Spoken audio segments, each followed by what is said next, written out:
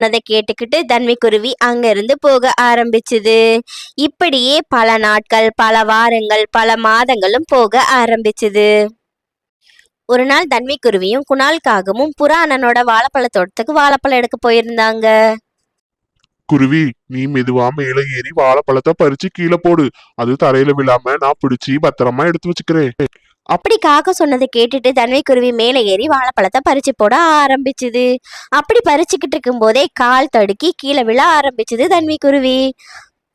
அப்படியே விழுந்த வேகத்துல தன்விக்குருவியோட தலையில அடிபட்டு பயங்கரமா ரத்தம் போக ஆரம்பிச்சுது. தன்விக்குருவியோ வழியில பயங்கரமா கத்த ஆரம்பிச்சுது. குணால் காகமே, அண்ணா எனக்கு ரொம்ப வலிக்குது, எப்படியாவது போய் மருத்துவரை கூட்டிட்டு வாங்க, எனக்கு ரொம்ப வலிக்குது. ஐயோ தன்விக்குருவி, நீ எதுக்கும் பயப்படாத. நான் போய் சீக்கிரமா மருத்துவரை கூட்டிட்டு வந்துடுறேன். அவர் வந்ததுக்கு அப்புறம் உனக்கு கட்டு போட்டு இந்த ரத்தத்தை எப்படியாவது நிப்பாட்டிடுவாரு. நீ அது வரைக்கும் பயப்படாம இருந்துக்க. அப்படி சொல்லிட்டு குணால்